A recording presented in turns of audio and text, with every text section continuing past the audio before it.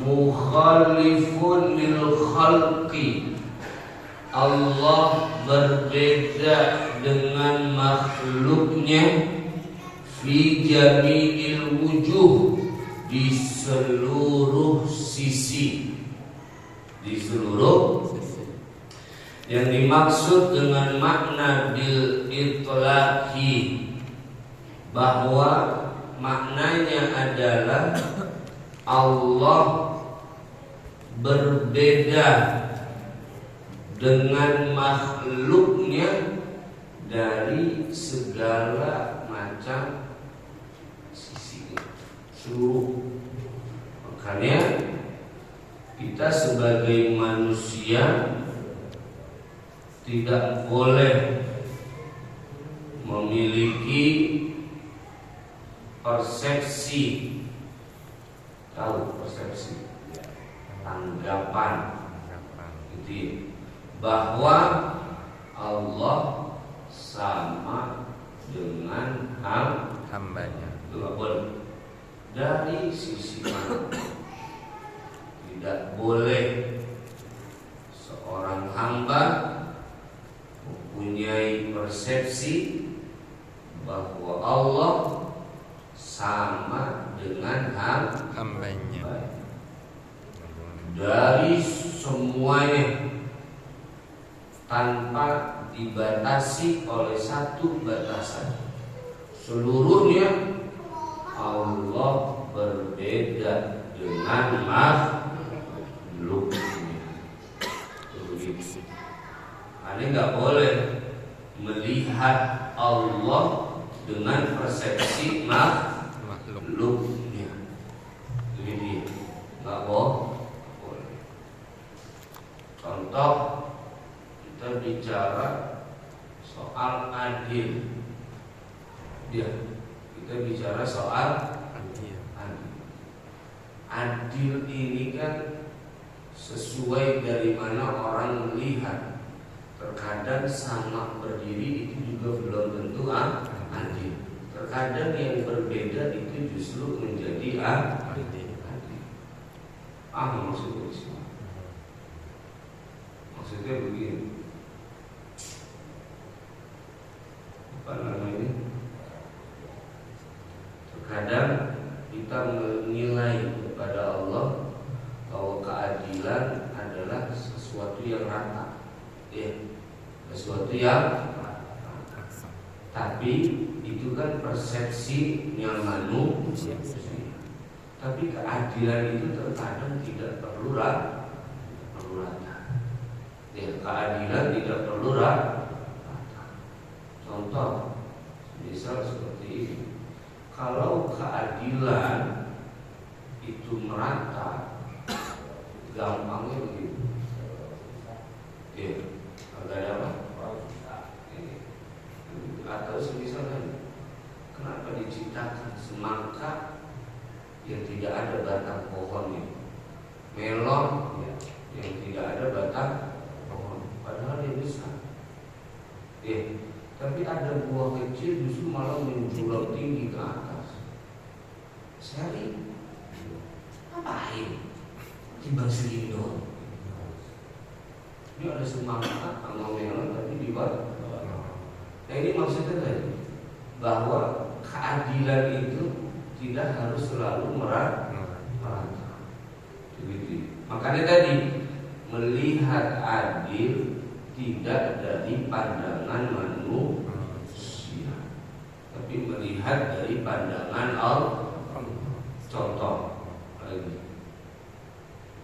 Makanya tadi, hamba ini tidak boleh melihat Allah dengan persepsi diri. Dia harus paham al-adil itu maknanya apa. Kemudian terkadang orang dikena musibah, terkadang lisannya juga bicara, ya Allah, di mana Maha Rahman dan Rahimmu. Begitu.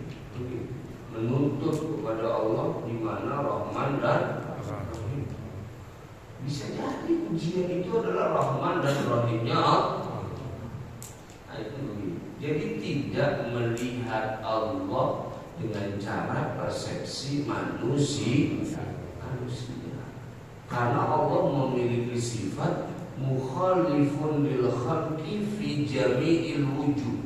Dari segala sisi manapun Allah itu udah beda sama makhluknya.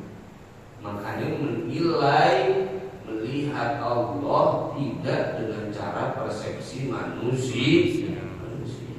Makna kasih sayang dari sebuah manusia adalah tolong menolong, saling membantu.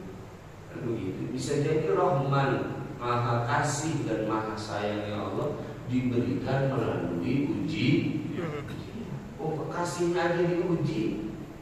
Kekasihnya aja diuji.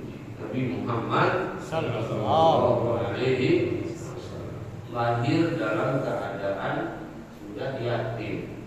Usia anak-anak ditinggal sama ibunya. Habis itu pindah ke kakeknya. Enggak lama di kakeknya meninggal juga. Pindah ke pamannya, usia masih anak-anak, masih 7 atau 8 tahun, beliau sudah berdagang ke negeri Syam. Ujiannya luar biasa.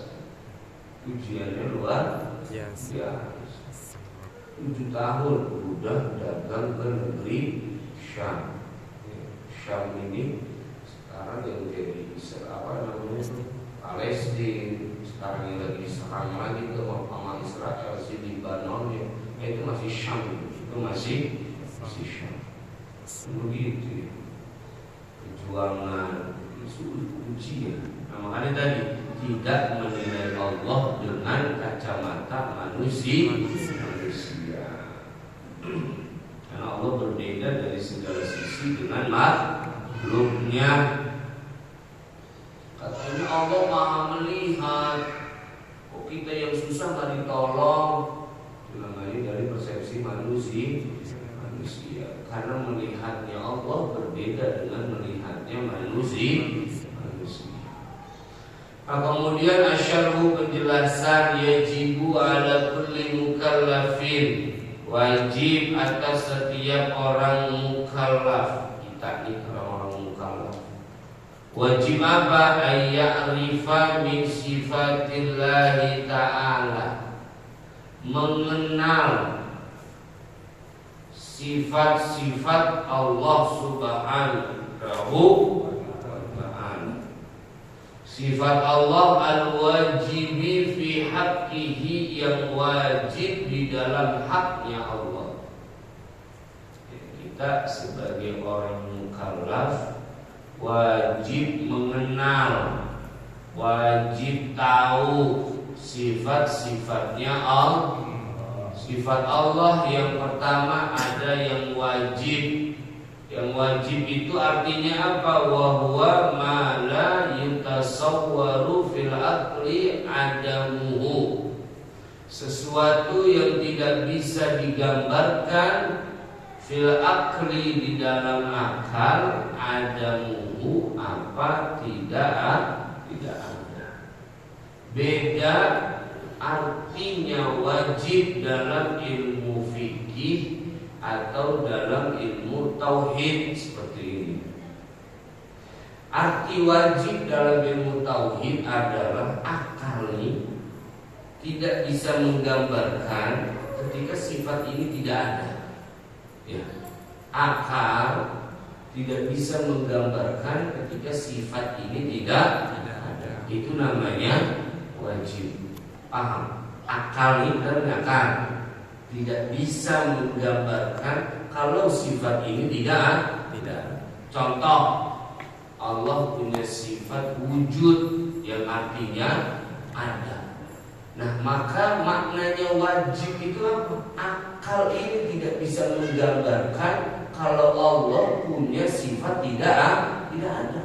Kalau wujud ini tidak ada, sifat yang bisa menggambar, akal ini tidak bisa menggambar. Paham ya? Paham ya? Gampangnya begini dong. Kalau ada tai, ada yang biar? Ada. Ada. Akal bisa menerima nggak kalau ada tai tapi nggak ada yang biar? Akal bisa menerima nggak? Nah itu maksudnya sifat wajib. Paham? Akal ini tidak bisa menggambarkan kalau Allah tidak wujud. Kalau Allah tidak wujud, kok ada alam kok. Masa wujudnya Allah tidak ada? Masa Allah itu tidak ada? Sama kayak tadi. Kalau ada kotoran, baik manusia ataupun hewan, kira-kira manusia atau hewannya ada apa enggak?